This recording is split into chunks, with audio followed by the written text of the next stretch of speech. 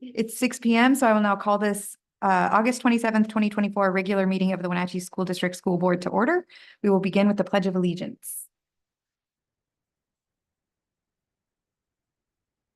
I pledge allegiance to the flag of the United States of America and to the republic for which it stands, one nation, under God, indivisible, with liberty and justice for all.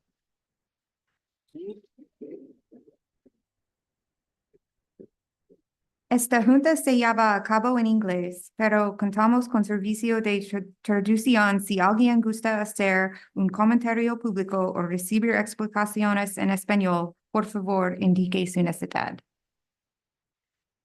We will now work through the agenda. Are there any proposed changes or modifications to the agenda? Hearing none, we will move on to the consent agenda. The items on the consent agenda were sent to the board and posted online last week. The board has had an opportunity to review the material and individually ask the superintendent any questions on any item on the agenda. This meeting's consent agenda includes the minutes from the August 13th, 2024 regular board meeting, the August 19th, 2024 special workshop meeting, vouchers and payroll, personnel report, surplus report, contracts, the May financial report, and the June financial report. Do I have a motion to approve the consent agenda? I move that we approve the consent agenda as presented. Second. Moved by Maria, seconded by Tucker. Is there any discussion?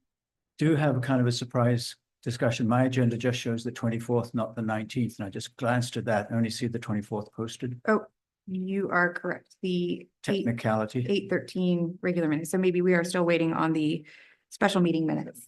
Yeah. Okay. So consent agenda without that, as it reflects on our screens right here. Any other discussion? All those in favor? Aye. Aye. And motion carries. We will now move on to citizen comment. Before I go into detail, Kim, do we have anyone signed up for citizen comment? Yes, we have one person, Caroline Blaylock. Okay, then I will read my intro real quick. If any member of the public would like to make a citizen's comment, we ask that you please sign up online 15 minutes before the meeting or in person. Unless translation is required, each comment is limited to 3 minutes, and Kim White will keep a timer to notify you when your time expires. Individuals that need translation services will be given 4 minutes to make a comment, plus the time needed for complete interpretation. Please be aware the board is not obligated to respond to questions or challenges made during public comment, and the board's silence will not signal agreement or endorsement with the speaker's remarks. You may take the podium. Is it on? Oh, okay, it is. Okay. Good evening, Superintendent Kalahar and members of the board. My name is Caroline Blaylock, and I am a Wenatchee resident as well as an educator in the Wenatchee School District for the last 5 years. During the course of the summer, I've been ruminating on the big 6 of the district's strategic plan, and I have worries that I do not know whether or not they will be addressed. One of our big 6 is to experience high quality education, something that all educators within the district strive to do. With the changes in staffing in the district comes a change in class sizes. For example, some classes at the middle school level are sitting at 30 or higher. Studies have shown that across all grade levels, smaller class sizes can lead to better outcomes for students. This is because educators have the time and resources to learn about each student, their needs, their challenges, and what makes them thrive. It is difficult for a student to also feel a sense of belonging when they're easily lost in a 30+ student class. In a class of 30 or more, striving to create that sense of belonging as well as rigorous lesson plans becomes much more difficult. I think specifically of a science class and the incredible labs and experiments that are done. With so many more students in a classroom, those labs become more dangerous to perform because of the number of students. For example, I know of one class that is sitting with 33 students in one science classroom and one teacher. How can we expect high quality instruction when students are crammed into one classroom? The district's response to teachers' concerns of class sizes being we will pay for class overload does nothing to validate and address the concerns that higher class sizes have on teachers, staff, and students. I love my students dearly, and I want what will help them succeed to their fullest potential. And teachers have been stressed and putting in extra hours, even above what they normally do, beyond their contract to prepare for these overloaded class sizes. And now we've arrived at the night before school starts. Every person working for the district has worked hard to ensure we are ready for our students. And again, my mind turns to the district. What are you going to do about the increasing class sizes to ensure that our students have the best chance of success possible? These class sizes help the district's overall budget line, but do nothing to help our students and staff succeed. Thank you for your time.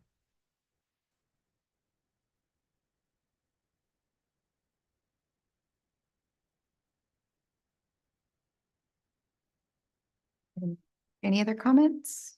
Nope. Then I believe we can move on to our special presentations. Okay, thank you. I want to thank the Board of Directors for this time tonight. Want to keep both the board and our community updated on the process of our budget reduction, but also just keep everyone updated on the budget process in general as well. So tonight will be a presentation. Most of the information we have seen before in some capacity, but we want to make sure that that is front and center for our community and for our board. And we will routinely be providing updates and milestones along the way this fall. And so we are getting ready for that slide deck to be up and ready to roll. Okay, thanks, Liz. Oh, there we go. All right, so the first slide is referencing budget presentations of the past, basically. So the first one there we see August 13, which was our last board meeting where we had our 24-25 budget presentation in its entirety. This is a great opportunity for folks that are interested in the budget process to take a look at that as at their leisure. Also in June, we had two preliminary budget presentations. The first one, the second one, on the 25th, had the general fund and also a budget update from me as well. And then on the 4th, Sean gave us the preliminary budget presentation on the other funds. We also had a presentation on April 23rd, which will be referenced in our slide deck today about district preliminary enrollment projections. And then we had our April 9th presentation from Davis Demographics there. So that will be referenced as well. So just some bits of information for our board and the community. Maybe. Okay. All right, that worked here. Yes, and then we have our enrollment slides here.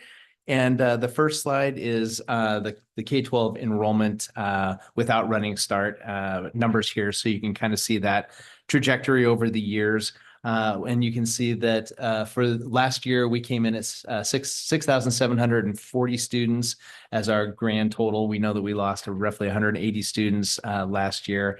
And our projection for 24-25 is 6,498, which I'll show you on another slide. So this is another 225 students that we are projecting that we would potentially lose in enrollment decline.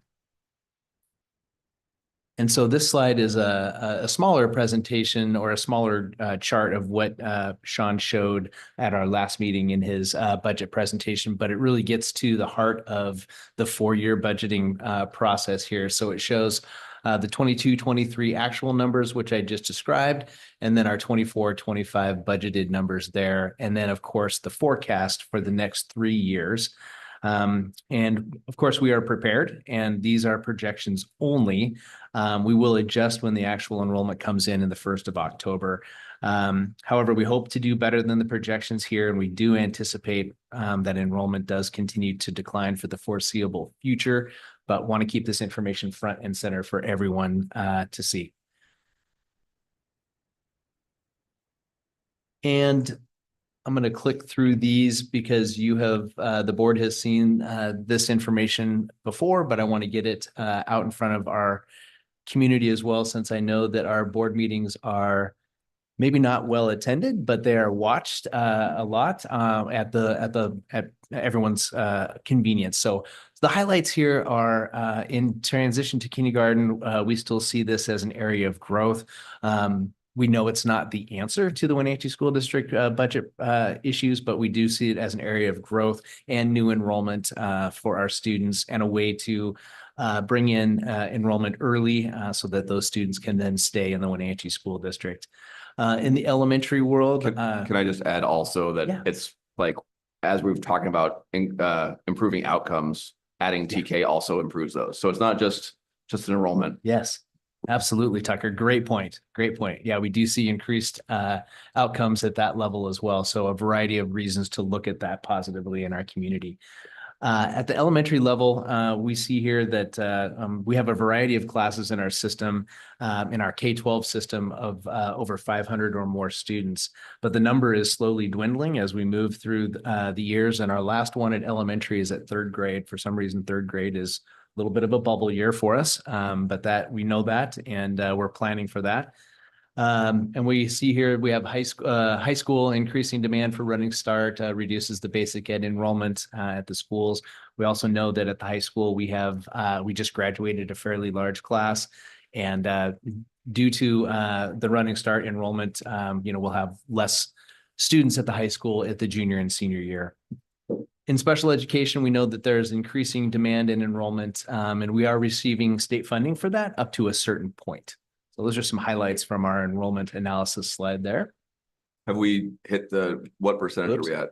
Because special education funding is up to 15%. Is that right? It is. Are we Yes. still below the 15%? We are not. Okay, so we're not receiving state funding for all. of the Correct. Special ed expenditures. Yeah, I can't remember the exact numbers, and Sean, I don't know if you have them off the top of your head, but isn't it roughly about 16 point something is where we are with special education? So although we haven't reached the percentage allocation from the state, so as our enrollment increases, we'll still get additional funding from the state for special education. But even now and in years past, we are already dedicating other sources of funding to our special education. So it's already above and beyond what we receive from the state. We also use levy funds and basic education apportionment funds as well to subsidize. Thanks. Yep. Thanks, Sean.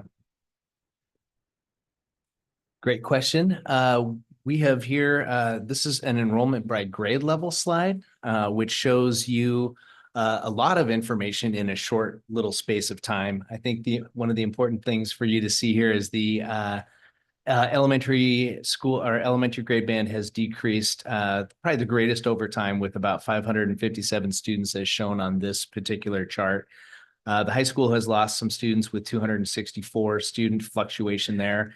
Described a little bit earlier when I talked about we just graduated a large class, and then we have more students than normal enroll in the Running Start world. And then you have our middle school here that on this line remains fairly stable, but it has a 100 student drop. And we are knowing that as our second, third, and fourth graders move up to sixth, seventh, and eighth, then we'll see a little bit of that impact as well. And that's where we referenced the Davis demographic presentation in April that was shared at that time, because if I remember the way our presenter shared that information, she said, well, you have an elementary school enrollment decline problem right now, and you will have a middle school enrollment decline problem in the future. So she said that, and that stimulated some thinking, I think, in a lot of us. So, but this does show that line has stayed fairly stable for the most part, with about 100 students decline overall.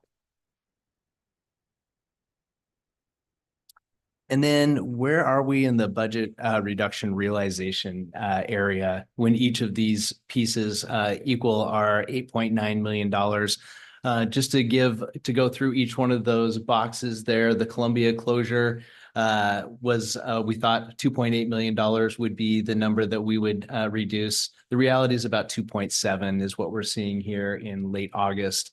With our middle school schedule, we were hoping for about $2 million. It's about $1.9 million here in late August. High school is fairly stable with the number of 671,000.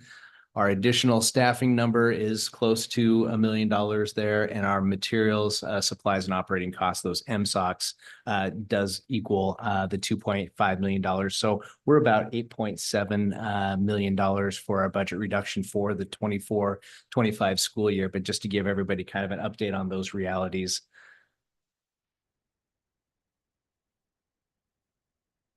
And then, of course, just to state that the budget reduction process, it's a lot. $8.7 million is a lot for our system. I think it's a lot for any system, but that magnitude was absolutely needed.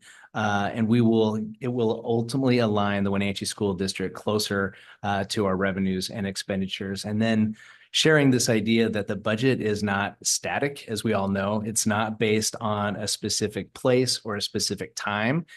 It evolves and it compounds over time. And we uncover more details throughout the year that help us understand the realities of the projections that we actually make. So focusing on the long-term outcomes and the importance of the 4-year planning process and beyond are huge for us as we move through this, the budget process.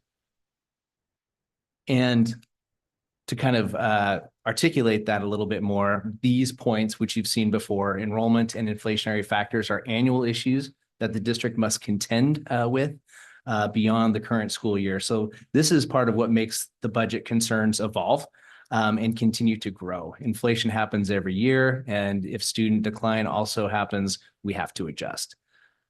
Also knowing that delaying reductions only increases the gap between enrollment decline and inflationary costs. This is why we work to address as much as we could this particular year. Larger reductions in the current year, 24-25, will lessen reductions in the future years. And we do know that reductions will need to continue as will be needed until enrollment stabilizes.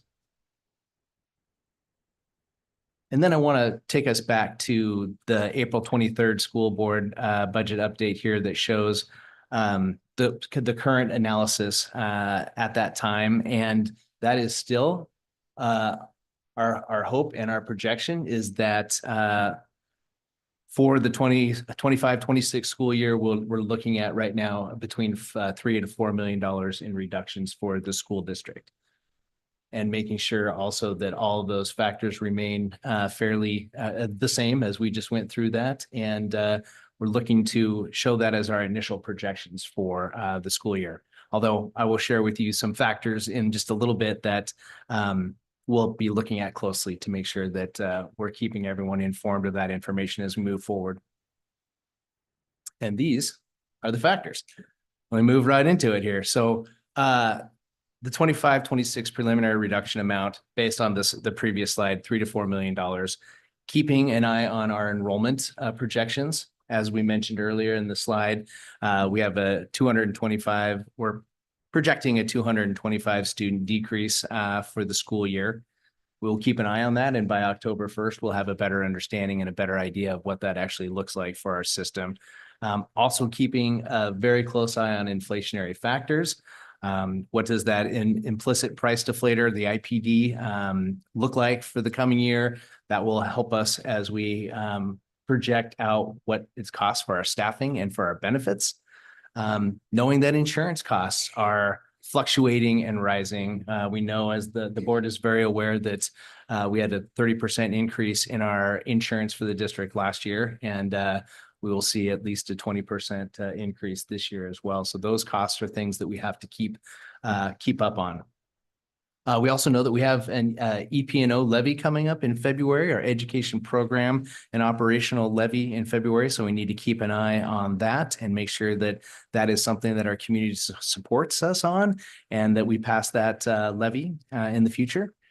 Also keeping our eyes on our fund balance as well. So what do our reserves over time look like, and how the financial stability of the district weighs on those items. And then we have here in parentheses the closing of the 23-24 fiscal year, which will come to a close in October. Also, Sean will give us updates on the state legislative session, which is a long session this year, and the implications on our district's budget from that session. Also looking at budgeting for 100% staffing, making sure that we have those openings and those positions that are in our district and we fill those. and also keeping an eye on our K-3 class size compliance as we move forward as well. And you all know this, and our community knows this, but we really want to just emphasize that it is very early in the budgeting process for us to say exactly what our budget reduction number will be. Although I feel like we have a better target than we've had in the past, and getting that information out and consistently, bless you, will be important for our community. So our forecasting will be adjusted throughout the school year as we get more data. At a starting point, this is our best forecast. A lot of information there. Any questions, clarifications, or concerns that I can offer right at the moment? Okay. We will keep on moving on. Okay. So considerations for the budget reduction. Always looking at aligning our staff to the declining enrollment annually, but also, case in point, keeping an eye on what class sizes are and what are best for our students as well.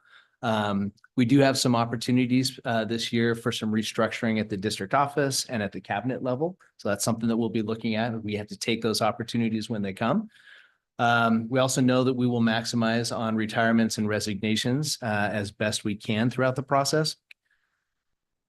We conduct every year since 2022, we have conducted contract analysis on outside contracts, not our teaching or staff contracts, but outside contracts for services and goods. So we'll do another audit of that as well this year. We will have to look at the not recommended list. We did a lot of work last year to make sure that that list was available, and we shared that with the public, and also some of the savings opportunities that come there. So we'll have to dust that off. It's not actually not too dusty, but we will have to revisit that as we move through this process as well. We will be looking at our MSOC again, see what else we can squeeze out of materials, supplies, and operating costs along the way. Also keeping a close eye, this is repetitive, but keeping a close eye on that fund balance as we close the 23-24 school year. And then we have salary bargaining will play a role as well as we look at that implicit price deflator, that IPD. What does that look like? What does IPD look like? In the past, it's been the legislatures have set down 3.7% increase as the price index that measures changes in the price of goods and services. So we'll be keeping an eye on what that looks like and how does that play into our bargaining.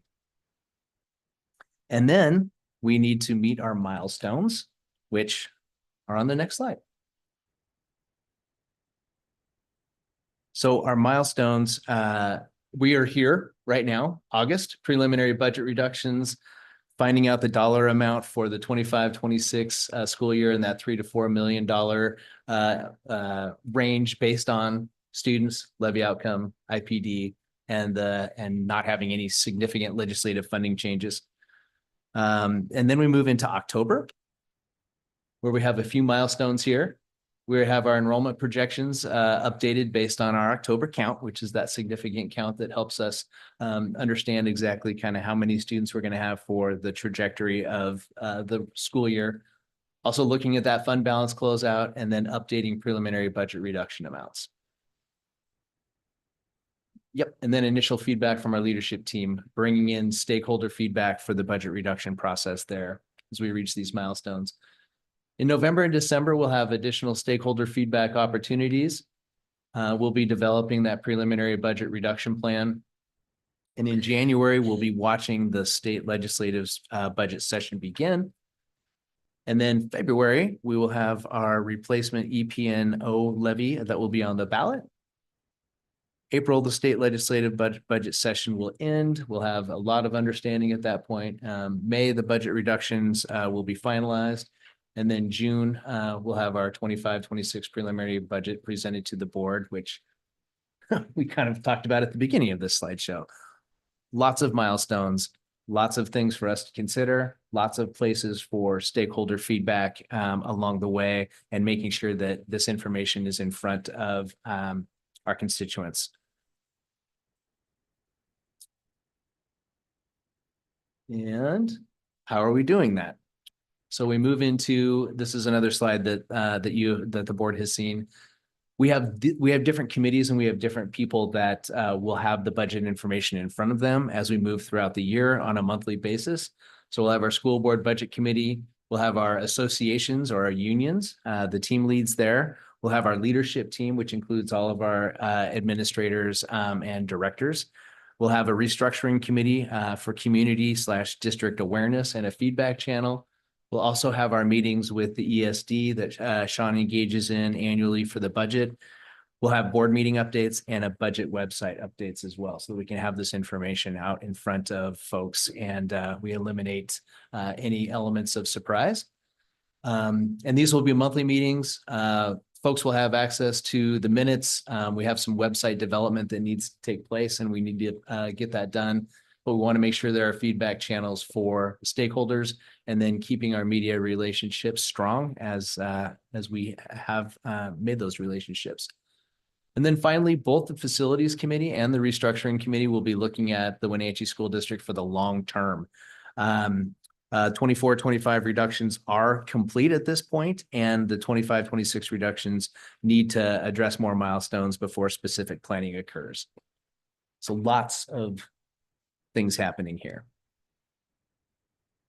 I wanted to give just a little bit of some of the purpose and goals behind the restructuring committee, because I think people are, wondering what this group will actually do. And their plan is to assess, plan, and propose potential strategic plans for restructuring within the school district to address declining enrollment and ensure the efficient utilization of resources. And that's over time, right? So it's not just a 1-year thing. The restructuring committee will be looking at the budget over time and student enrollment and capacity as well. And we hope that by analyzing current enrollment data, facility capacities, and educational programs, the committee will aim to make informed decisions that support student success, fiscal responsibility, and community engagement. And we have plans for a restructuring committee, and we are in need of reaching out to parents in our different grade levels to help participate in. For clarification, they're just going to make recommendations, not Correct. decisions. Yep, absolutely recommendations. Yep. Yep, thank you, Julie. Oops, and then opportunities for growth. So looking strategically at our student population and our community is how can we optimize our district to respond to declining enrollment? This is going to be a huge factor in our work. We know that we've talked about transition to kindergarten. We added 1 additional classroom this year.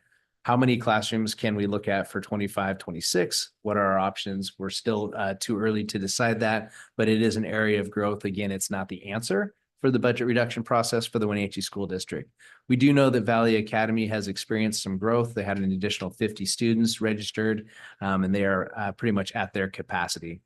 The restructuring team will engage in growth-centered conversations by looking at a question: where can the Wenatchee School District capitalize on the needs of students throughout the Valley to increase enrollment? So that'll be one of our guiding questions that we look at as we move through this process. Other questions, clarifications, or concerns with today's budget update?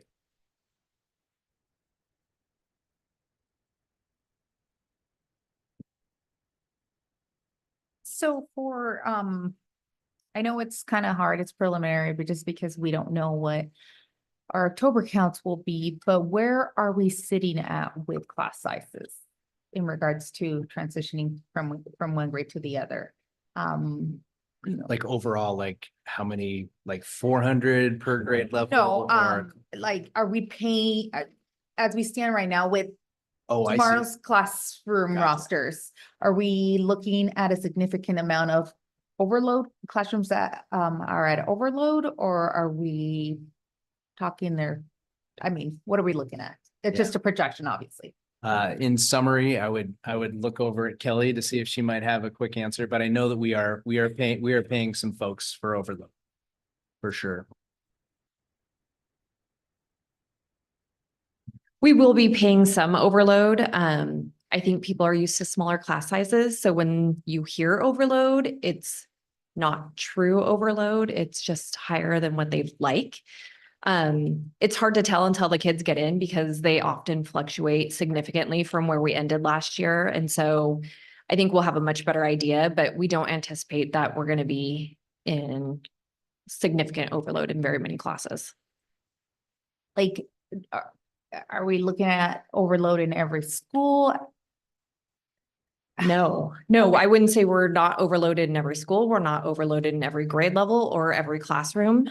Specifically at middle school, what tends to happen is sometimes like a math class specifically might be overloaded. And then you'll look at an English class at that same period and it will have 24 students. And it just sometimes is where kids land in their schedule. And so it's not that that grade level is necessarily overloaded. It's just that's how their schedules worked out. So that does get a little bit harder to tell. And again, when people say overloaded, it does also mean sometimes different things. I guess I'm looking at it more in perspective of class sizes, what was it the ledge that set those class sizes? Our Couple years ago? contract. Our bargaining contract, says that, okay. Yeah. Okay. Mhm. So, Yes, That's what I can get, we can get a more comprehensive summary and put that in this week's update. yeah, I mean, it's something we can wait until October, but just for reference, it'd be good for us to know once we reach that final count day in October. Where are we? And then, I mean, we can take a look at where we were last year and see the impact. Absolutely. Absolutely. Yeah. Thank you.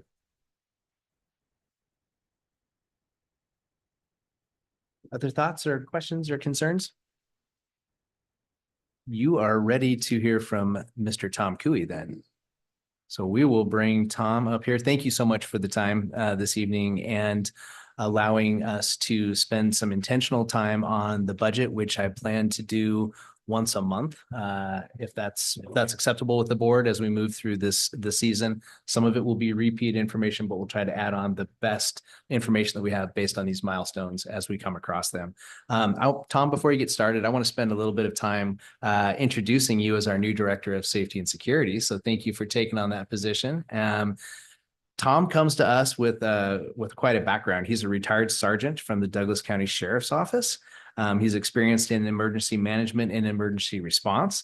He was an instructor for school shooting response and it's a great story too. He's taught hundreds of folks about emergency school shooting responses and literally would go into these communities, teach, and then leave their entire curriculum and say, go forth and teach more. So he's led many complex incidents, wildland fires, evacuations, including emergency evacuations of secondary schools.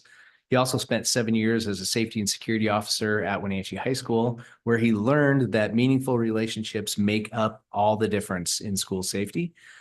He was then had 2 years as our safety security coordinator, where he established the standards response protocol, which is so lovingly placed on the back of our name tags and ID badges, which is great because it's super handy. He developed the Wenatchee School District Emergency Response and Crisis Management Plan. He is the author of Tom's blog, Safety Information. So I love that. And co-facilitated a significant functional exercise in 2023 and is working on perhaps another one for this fall, right, Tom? Yes. We're lucky to have Tom in our system and very grateful for everything that he brings. Thanks for being here, Tom. Thank you. Yeah. So I'm going to start tonight at the same place where I always start. Anytime I start a new project, I start with referencing the strategic plan and our promise.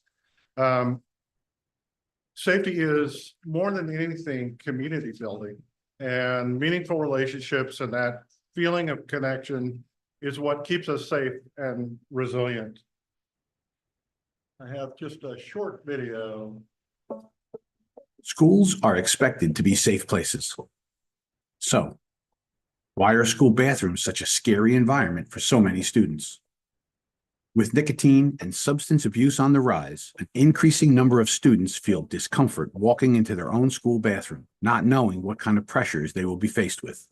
Bullies also benefit from the seclusion of a bathroom, making it an even more distressing environment for students.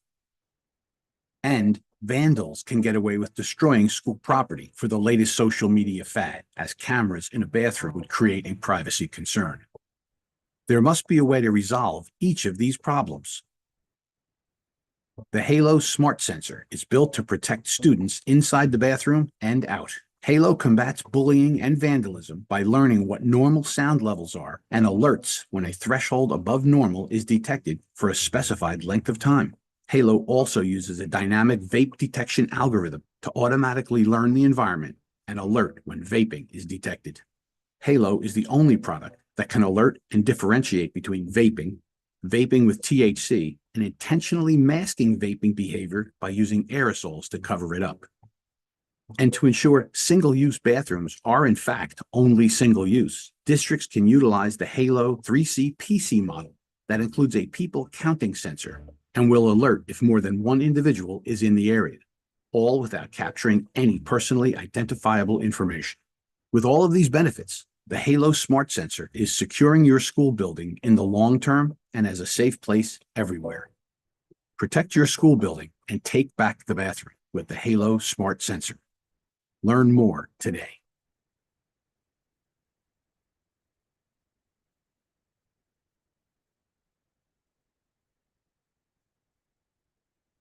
So we were motivated to install these sensors in the bathrooms because it's a difficult space to monitor. Our bathrooms are kind of private, public spaces, and they're unique. It's just that difficulty that attracts the behavior that we're trying to reduce. Remember from slide 2, safety is community building.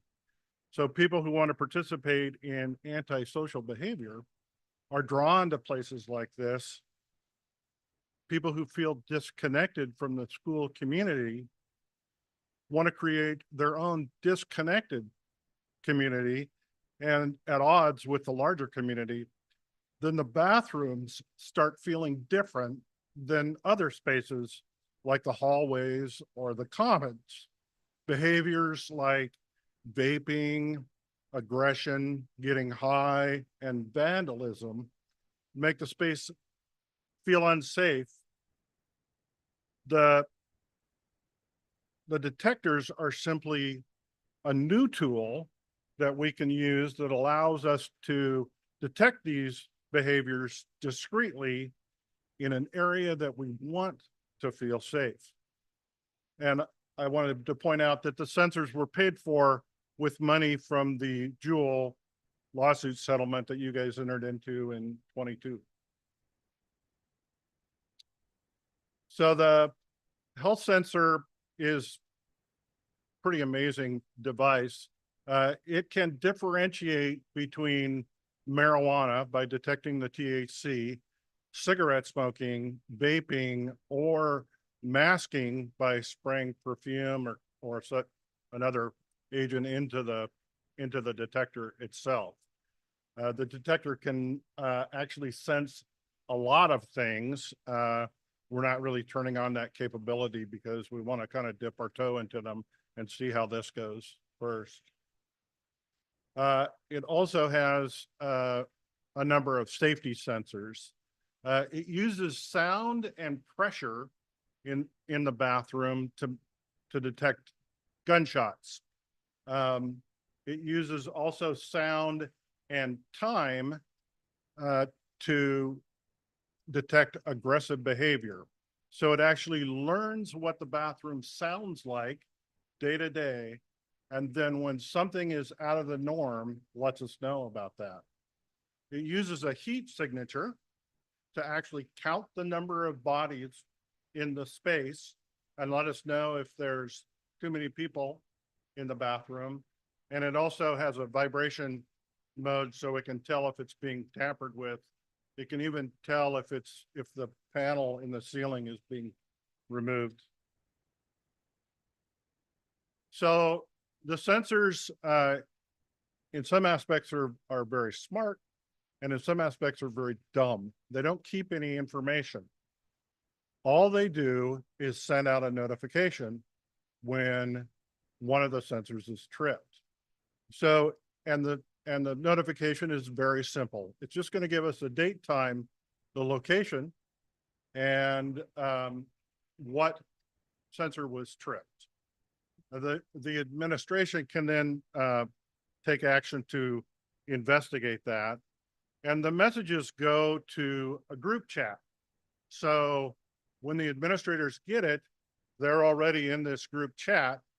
So they can say, I'm right around the corner. I got it. Or they can say, nah, I'm busy. Can somebody else catch this one? They can manage that right in the same platform. But I want to make sure that you know that the sensors themselves keep no data. There is no camera. There's no anything in there. They protect the privacy. They just are going to send us a notification.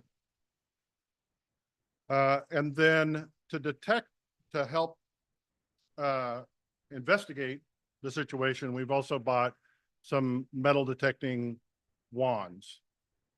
So the wands are just another tool that we can use to quickly and discreetly discover possession of a vape by one of our students.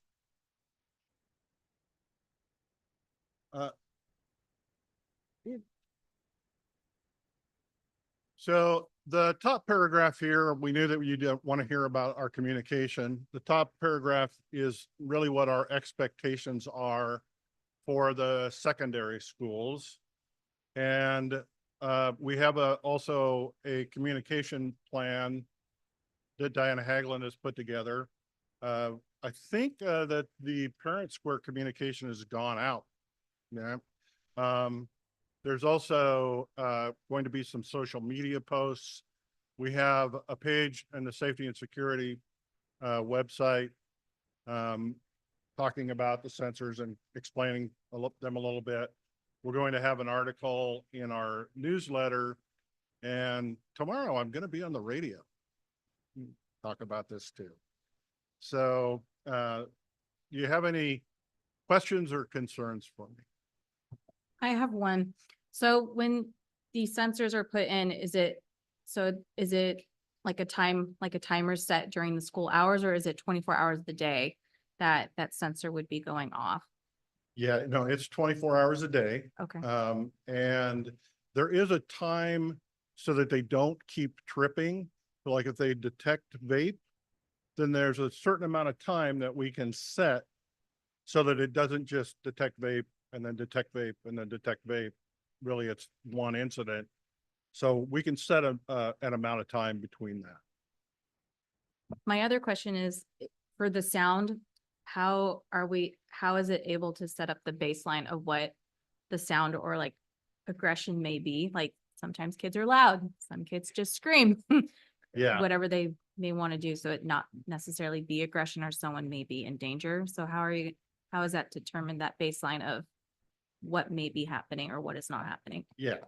So they actually listen and learn kind of what that baseline is. It just uses machine learning within the device itself to learn that. So they're installed right now and they're running in our bathrooms, but they're learning right now that the bathrooms are very quiet because we don't have any students in there.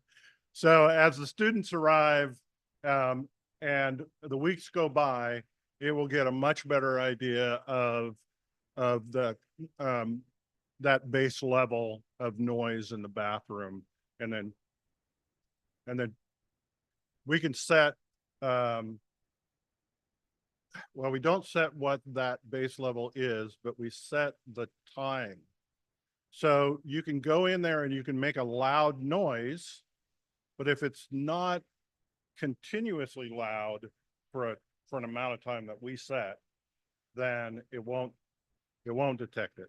So you can go in and slam the toilet seat, that doesn't make the sensor go off. You can slam the door, doesn't make the sensor go off. You can even yell and make a little bit of a fuss, and most likely the sensor won't go off.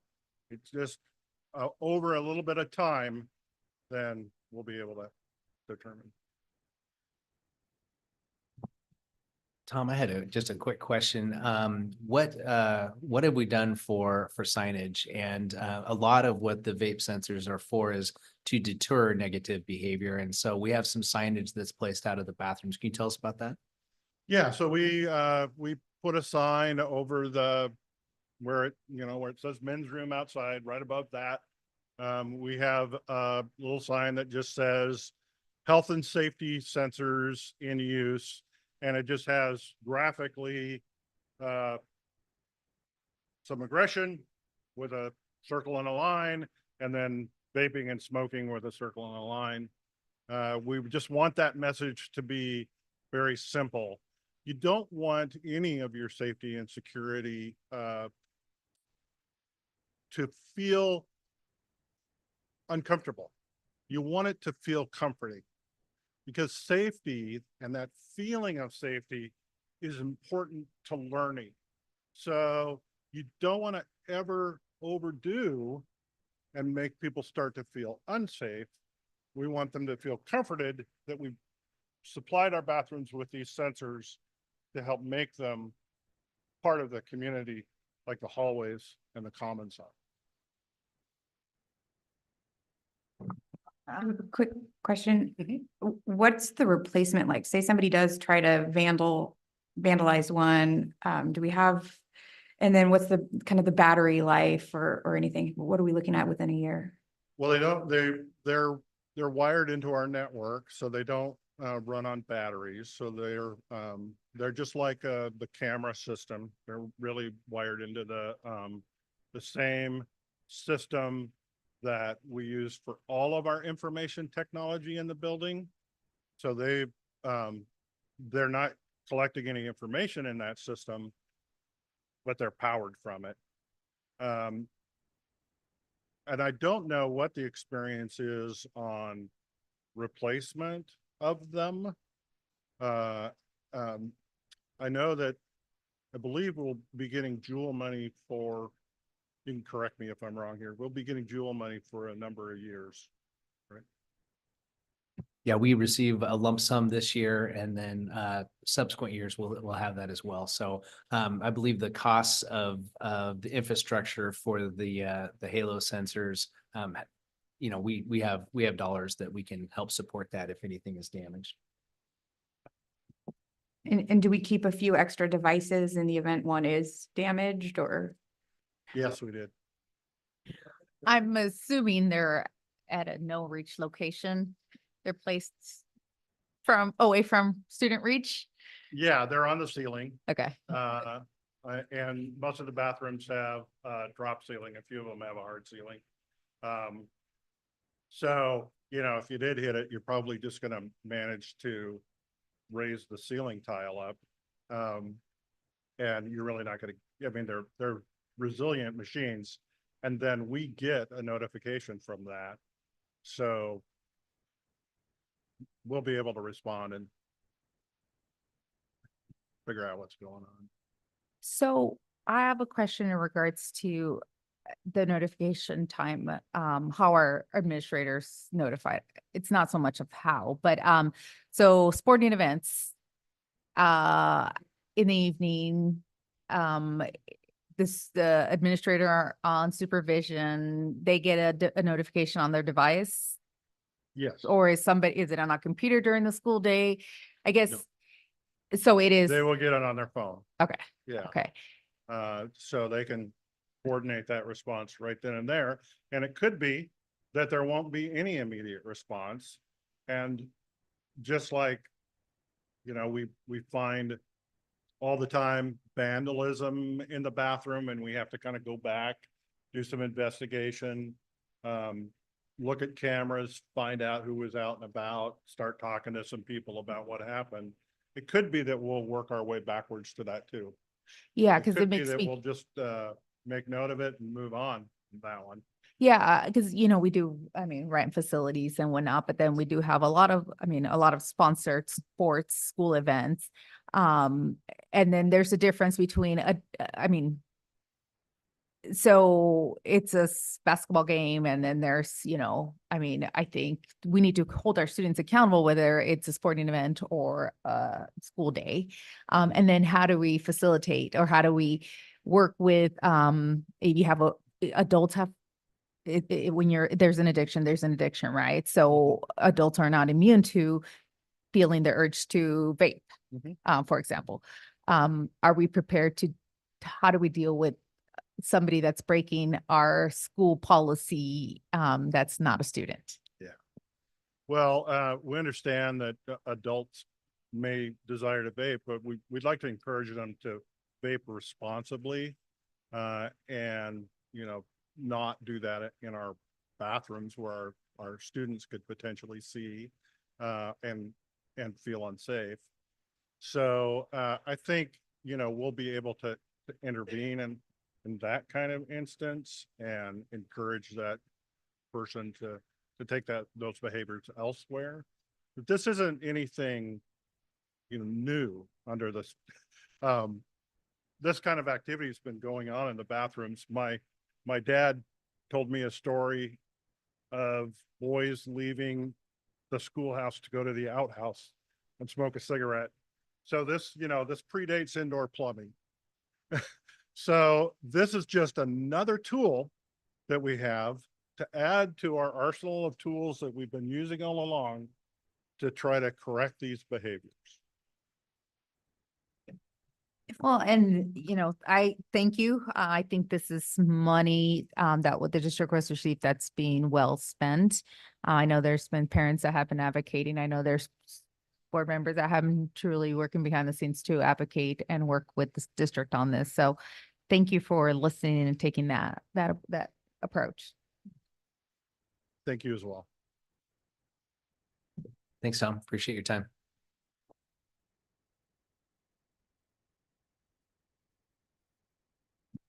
Okay, so moving right along to policies. Policy 1250 is students on governing boards. And this has been a policy that has come up in the past, and some of our board members have worked with it before. It is an interesting policy in that it leverages student voice by having student representatives on the board as non-voting members. The policy would work to add 2 student reps to the board as non-voting members. That would contribute to the board discussion by providing student insight and perspective. They would also act as a direct conduit from the board to the students and from the students to the board. And I'll just give a little bit of an update on the Superintendent's Advisory Council, because I think that it weighs right into this conversation. I like a coach, you refer to a year as a rebuilding year, potentially. We lost 5 seniors last year, and then we lost a couple other members who were concerned about their time management next year. And so we have 7 new members of our Superintendent Advisory Council. And so my thinking in this process, as the board engages in a conversation around this, is that this year I would be proposing, if we move forward with this policy, I'd be proposing adding students next school year and have this be kind of a building year, because it's gonna take some work to build that kind of capacity for student representatives and have people jump into that. Our students are fully able and capable of doing that, but it's a big topic, and it might necessitate some additional time from the board tonight as you move into some discussion. So just setting the stage for you all. I'll chime in here just to get a little bit of perspective for Miranda heard this since she's on the board policy committee. So this was initially introduced back in 2022, I believe. When Paul Gordon was the superintendent, and we briefly discussed, there was a couple of us on the school board that discussed the possibility of bringing students on the board as non-voting members. And the board wasn't fully on board at the time. And so that's where the Student Advisory Council was created, to allow students to meet with the superintendent, have conversations, bring up ideas, points of concerns, etc. And so at that point, further on later on the year, the Student Advisory Council felt that they wanted to have a seat at the board. And so it was brought up that they present to the board. So the Student Advisory Council put together a PowerPoint presentation, and they presented their case to the school board to allow student representation on the board. At that point, it was also, it was, the board was probably 2 to 3, I believe, at that point. I don't think we voted, but there was significant discussion. And my take from that was that the board wasn't ready to move. We didn't have the majority to move on having representation on the board from students. So the student advisory council continued. Last year was the second year, and so now we're moving into the third year. And this policy was I don't know if it's this exact same one, but it was initially created. No, I believe you said this was WASDA's model. Yeah. But when we were initially discussing the possibility of having them serve, Paul Gordon did create a procedure. That procedure was modified after it was initially presented. And I think it would have to be significantly revised if we move forward with this. That's a little bit of historical context of this conversation is something we've been discussing for a couple years, hasn't received full board support. And then from my perspective, we all attended WASDA last year. There were some amazing student panels that are serving on the board. My personal opinion is that, we are here to serve our students, to serve our community. And there's nothing more valuable than including student voice as we make our decisions. Obviously, students are non-voting members, but we are making decisions that impact students. And if you guys have had conversations, I think most of us have had conversations with youth, even young children, young adults. They're very candid. They're very real as to how they feel and how the decisions we make impact, good or bad, have the impacts that it has on students. This is something that, like, Superintendent Kelleher mentioned, do we, using this as a kind of as a somewhat of a training year to implement this in the upcoming academic year. But again, this is a conversation that it's something I've supported from the very beginning. And something that there's so much value in having that student voice. Again, not to make those decisions, but to help us when making some decisions that impact them directly. Just one quick clarification over here. The student or superintendent advisory council this is the 4th year, because we have one of our original members who was a freshman when she started and she's now a senior. So 4 years in process. Yeah. Okay. Yep. So I don't seem to recall that much emphasis. I remember the policy being introduced and it kind of being tabled because we weren't ready. And then I remember more emphasis being placed on the superintendent advisory committee. So to me, this feels like the first time in a while it's been really brought up for discussion again. And I don't know if it was just a matter of time and it just kind of fell off the radar because, I do, we have heard a lot about it throughout other districts and things like that. I think it's a really deep topic and I would prefer to table it and have a workshop about it because I think it fundamentally changes the nature of the board. We want to be clear on what the expectations are between us and them. Are we overemphasizing what the students would bring to the table? They're not the voters, they're not the taxpayers either. So we've got to be mindful of who we're listening to and how that works. I think it's an important conversation that we need to have. And I want to know more because it has been such a lapse of time. Is that really what the students want? It sounds like we've got a big turnover in the supervisory council. Is this going to be a meaningful opportunity for them to be at the table? Can they handle the time commitment? Are we going to see rolling over? It's hard enough for a board member to come up to speed on everything over a 4-year term. So is a student serving 1 year here or there, is that going to be meaningful to them and to us? I think it's great conversations to have. I fully support having student voice. I just would like a broader discussion with the board as we develop, because the policy itself is super simple. So it's really, what is the underlying, we don't necessarily engage in the procedural drafting, but what is I think it warrants the whole board coming together to decide what is, what do we expect? How do we want this to work? How many, this may be the first time I've heard 2 versus 1. So like I said, it's just been his too much time has passed. And so I'm not saying, trashing the idea or anything. I think it's a great idea that we need to have a conversation with. I just would not be prepared to like move this to second reading next week, but I'm just one, so. Well, just for clarification purpose, this is a discussion where there's no action. So, you know, you mentioned tabling this conversation and the way we as a policy, jump in, Miranda, if you see fit, this is just an introduction of engaging in conversation. And I think it would be a great idea to have this as a board workshop. And, Yakima, Quincy, Eastmont, actually just, I think last month, you know, I would invite other districts who have, other board members who have, or superintendents who have had a student rep on the board, come talk to us about pros and cons, talk to us about it.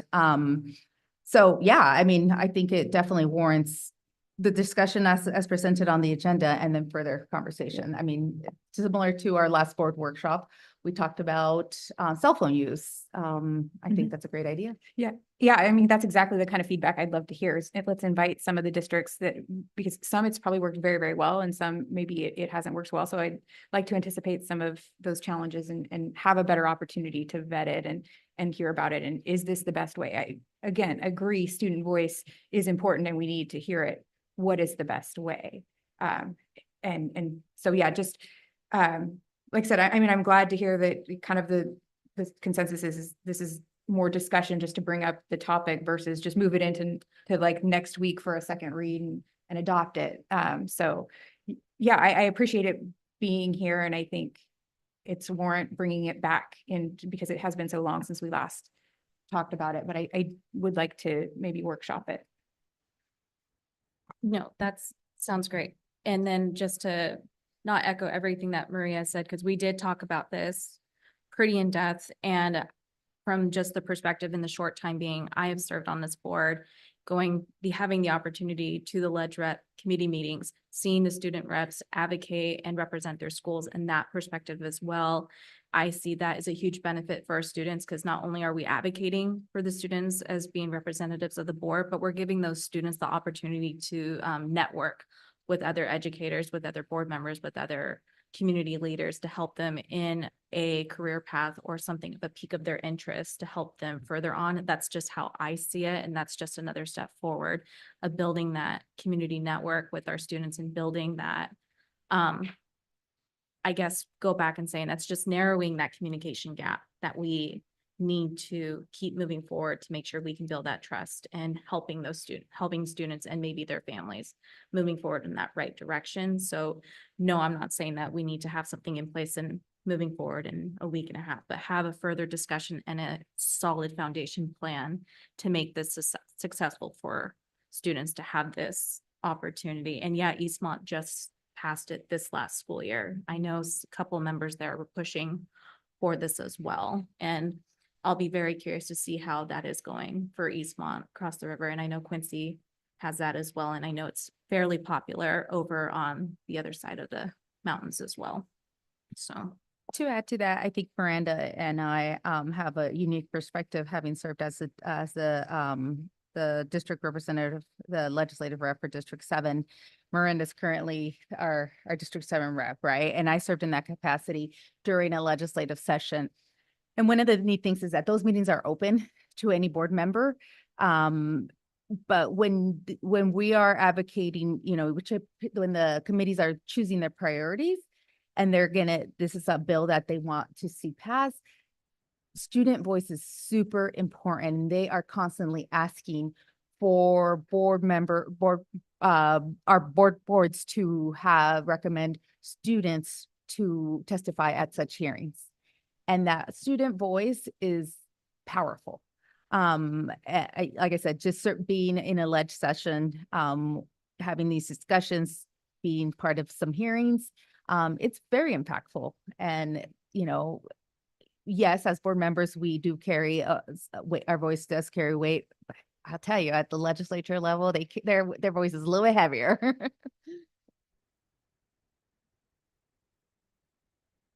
Okay, I am strongly in favor of youth voice. Excuse me. There are strong ways of doing it. and there are weak ways of doing it, okay? And probably you're not surprised that I asked all of you to be sent the 2-page national article on Yakima. And they are, in my opinion, the gold standard of how to do it. It took them to 2 years to get where they are. It involved hundreds of people. It involved drilling down into the middle school using faculty, outside things. It involved board members working on task forces with students, students writing policy recommendations, those things being carried through. That's youth voice. At the last WASDA meeting, I was really, really impressed by that. And actually, I obtained permission from Yakima to come and give us advice if we wanted to do something like this. I also went to 2 other presentations, and those weren't the first ones I've been to. And frankly, some of them were great students and some of them weren't, but I was unimpressed for one simple fact. They did not have roots down and representational legitimacy. And what can we do to overcome that? I wasn't going to use the word token tonight, but when I looked at the literature, you'll see it even in WASDA. And we do not want to check boxes and be tokens. We want to do it right. Okay. And the way I'm putting it in a way is let's put the process before the policy, not the policy before the process. And the way you do it when you put the policy before the process is you cut the students out of the process. It's an ironic comment. Anyway, so that's kind of, I'm going to go on a little bit. I don't want to go too long, but I do want to cover it fairly thoroughly. I've sat in the Student Advisory Council meetings since they began for 3 years. And I also commented that I've looked at other student systems, and my position prior to the first Student Advisory Council has only been reinforced by what I've seen about what works and what I think does not work. So yes, I think we should be doing a job in some kind of workshop style and developing it. One of the problems, and I'm going to mention this, is if you plop a student, first of all, you might have just plucked them from somewhere and put them in a board meeting, you've kind of got a soundbite. Whereas if you have an organization where the students collect input and then work in task forces, one of the amazing things about the Yakima deal was they actually worked with board members. You know, we had 2 board members or 1 board member, so they had shoulder to shoulder. Now think about how much work that is and time for students and everybody. I'm not saying it's easy. It may not be doable. That's a choice. But that would be, if you really wanted to get strong youth voice, as many of those characteristics as you can get is what you want to have. In the WASDA preamble, in their own worlds, I just pulled this up. They wanted to be authentic. They want to be a powerful tool in leading educational change. They want to be a meaningful role in providing input, and they talk about formalized structures and process. I might have put in a couple of extra words, but mostly that's kind of in the purpose of having youth voice. In other words, it's got to be powerful. And from my observation, one of the first hurdles that I watched change, not everywhere, was the students saying, I think this, to some students turning around, looking to each other and say, we've thought about it and we think that. That's a big maturity step. These, you know, and what I'm not familiar with them, but Mercer Island has probably been doing this longer than anybody else. And they're mentioned in the WASDA article, I noticed. And they're the ones, I've just seen that on the stadium with a group of others, and they really do appear to have a nurturing, feeding roots going right into the system. But they've got a long time. And talking about the rotational longevity of students, you know, coming through and just, if they come in for 1 year and depart, it's not going to work. There are a lot of challenges to do it right. So that's really what I think. I would like to put a pause from the point of view of writing a policy.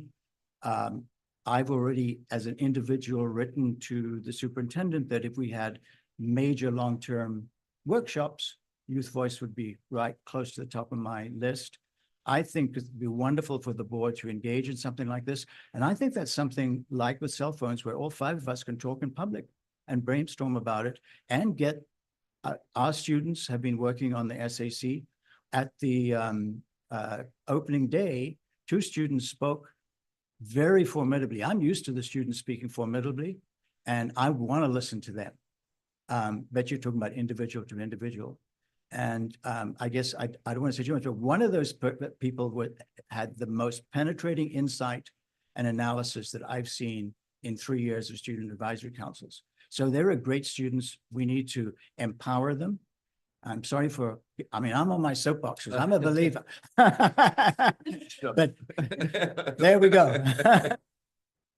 Martin, you just, yeah, I mean, I agree. I think the procedure probably should be created. I think it goes, what is the expectation from the student, from the board, the involvement, the mentorship? But it did make me think of, is this something that we can do like a self-study credit opportunity? I mean, we can give credit, award credit for this work in a variety of ways, whether it's mastery-based learning or through some independent study classes as well. So yeah, good idea. Because the time commitment is very different than once a month for an SAC meeting. Yeah. So yeah. And I think that's and as I'm listening, and I know that Tucker needs to chime in as well, but it is one of those things where we have great and amazing students, and I think we need to work with them to develop what is a doable process and what works for Wenatchee. We know that you can't just take a Yakima or a Mercer Island and just go blink, it's going to work. But what a great and fun process and rewarding process for this board to be able to work over the course of this year on that. So I'm excited. Thank you. I mean, I'll just echo what people said. Like, I think student voice is important. I think workshopping some way to make it make sense for our district. Obviously, we're not Mercer Island, we're not Yakima. Like, being able to make it work for our students and for our district makes a lot of sense. And I think I'm excited to see what we come up with.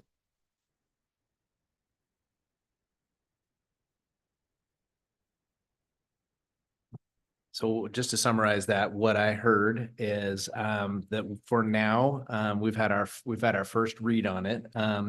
But we will not engage in the second read until we've had time to build out the process, work with students, and collaborate at a level that we all feel is acceptable. Okay, sounds good. Thank you. Yeah, I mean, I'd even comment that if what is on this page changes, we bring it even back for a first read. So it's on the to-do list. Sounds great. All right. So looks like next up is action items. I don't know if you want to do an introduction Yes. or. Yeah, I can. So we have two resolutions here. One that had a memo addressed to it. So from the memo of the resolution for 424, the proposed budget is reflective of the reductions that need to be made to achieve fiscal sustainability. Additionally, the budget addresses the district's instructional and operational goals while meeting the general fund financial goal of maintaining a 5% unreserved minimum fund balance. Additionally, in that resolution, the general fund consists of a $500,000 transfer from the general fund to the capital projects fund for emergency maintenance and other maintenance needs. And then finally, the general fund has the almost $2.9 million available to be committed for the specific purpose of offsetting the impact of the budget reductions required for the 24-25 school year. This balance will be reviewed and adjusted after the close of the 23-24 fiscal year. And the administration recommends the approval of resolution 424 and adoption of the 24-25 budget. Do I have a motion to approve the resolution? I move that we approve resolution number 0424, the adoption of the 24-25 budget for the Wenatchee School District number 246 to make it formal. Nice job. I second. It's been moved by Martin, seconded by Miranda. Is there any discussion? I appreciate all the work that Sean and everyone's put into putting this together. It's nice to be able to adopt this on time. So if there's no more discussion, all in favor, say aye. Aye. Aye. It's unanimous. Moving on. Next is resolution 0524. four, you want to introduce Yeah. that one? Yeah, this is a resolution to have full day conferences available to families as opposed to our half day model that we've had years ago. The idea here is that we obtain more participation, greater satisfaction from stakeholders when we have more options for our parents to attend conferences instead of the half day of teaching and learning followed by a half day of conferences. And I don't even know how long we have done it this way. It's been a long time, and number of years. And then this is the process that we go through to make sure that we're still meeting the state's requirement of a 180-day school year.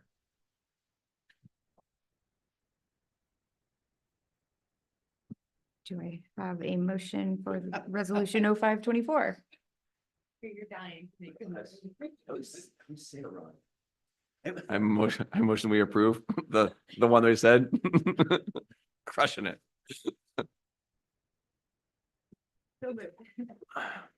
I move that we approve resolution 0524, request a waiver for the minimum 180-day school year for grades K through 12. As written. As written. I'll second the motion. All right, it's been moved by Tucker, second by Maria. Is there any discussion? I will just for the record say that I think the longer we sit and do this, I realize we've passed a variety of resolutions and it's become usual that we modify the school year. This, for some reason, I don't know if it was the timing, but it kind of caused me pause that we adopt a school calendar that is already 4 days short.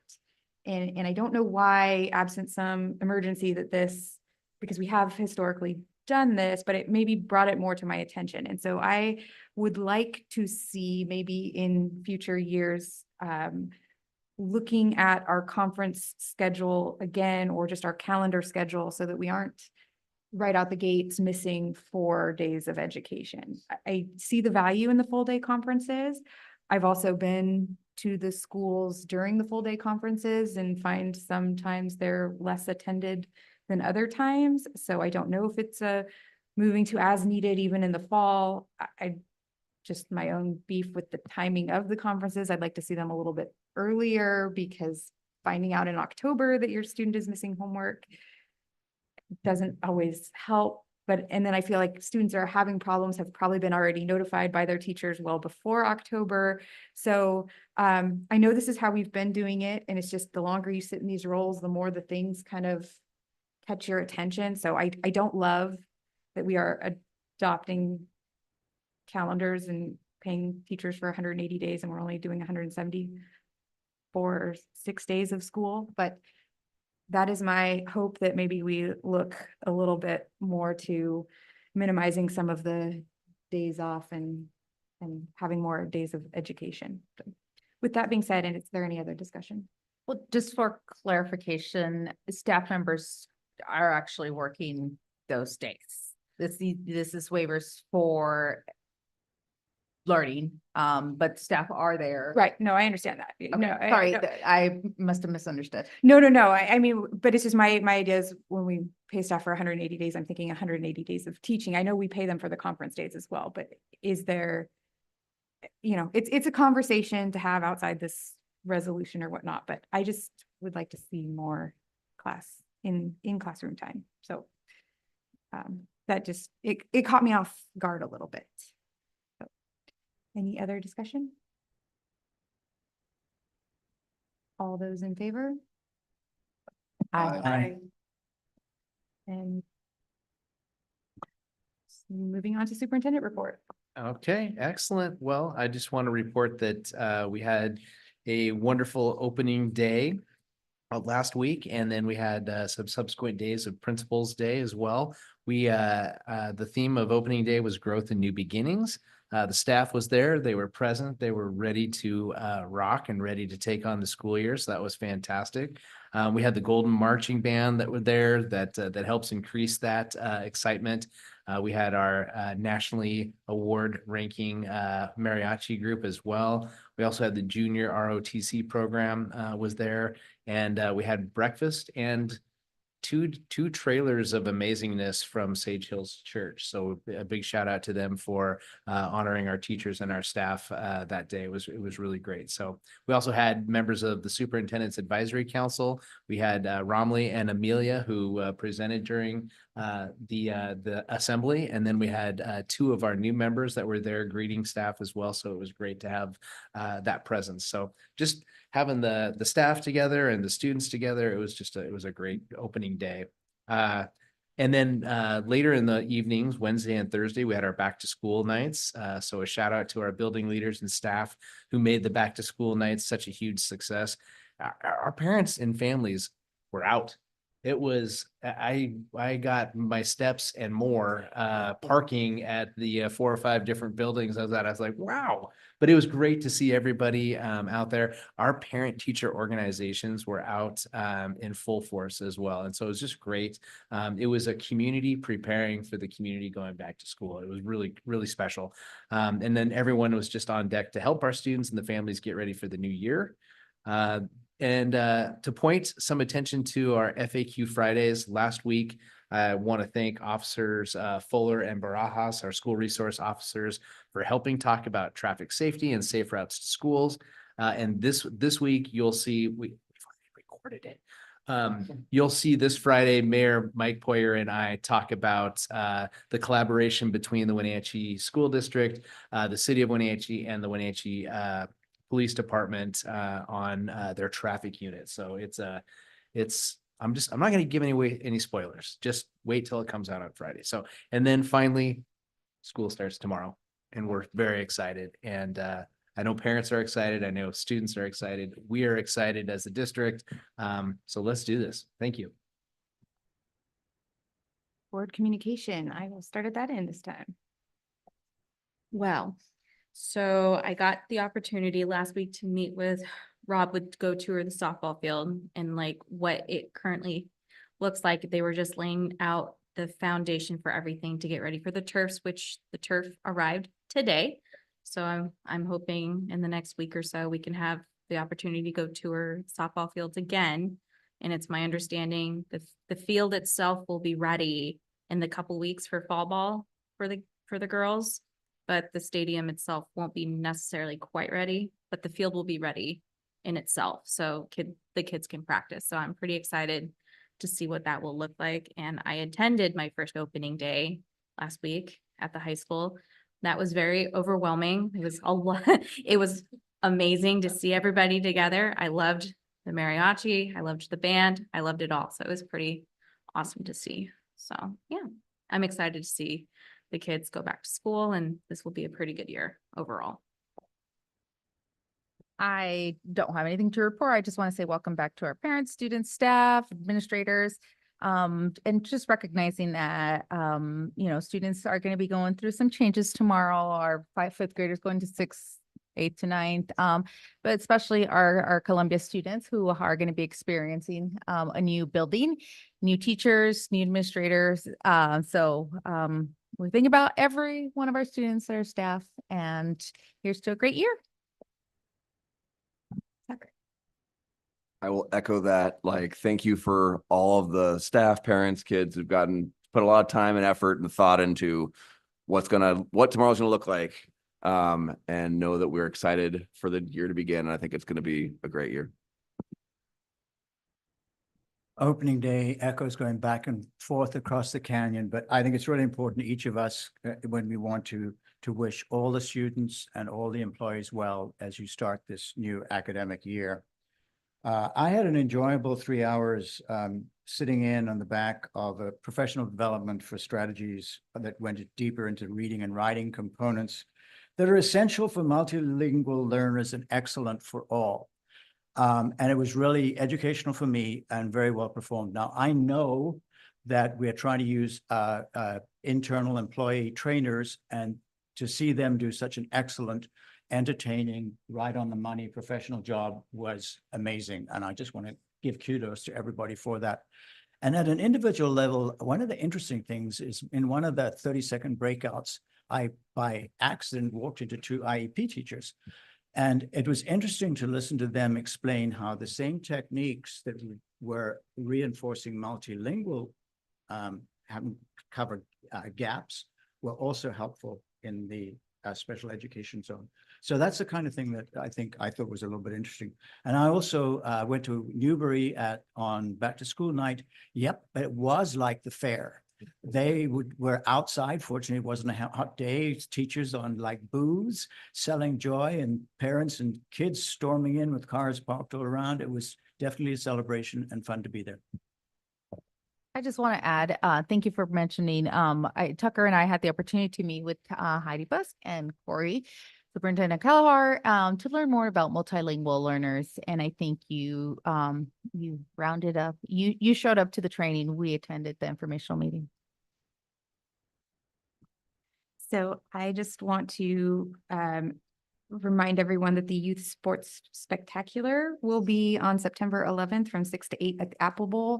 This is a really unique new thing that the athletic department, along with our coaches and other leagues and clubs throughout the community, are putting on to really introduce students and kids at the youngest ages, connect them with athletic resources, build connection and interest in youth sports from an early age. So it's open to everybody, 2 hours to come out. Our students are helping with that as well. So encourage everyone to attend that.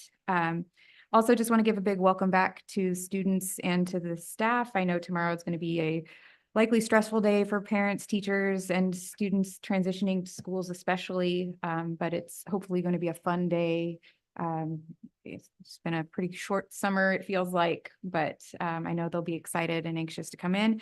A reminder to drive carefully through the school zones, because I've seen a lot of the publications out there. The city of Wenatchee is doing a really good job of reminding everyone that they will be doing traffic emphasis. And so those crosswalks will now be full with students. And so we can expect some more visibility from the police department. And I think that partnership is great. So welcome back, everyone. So. All right. Well, there's no executive session or anything else tonight, so I will adjourn. Nice job.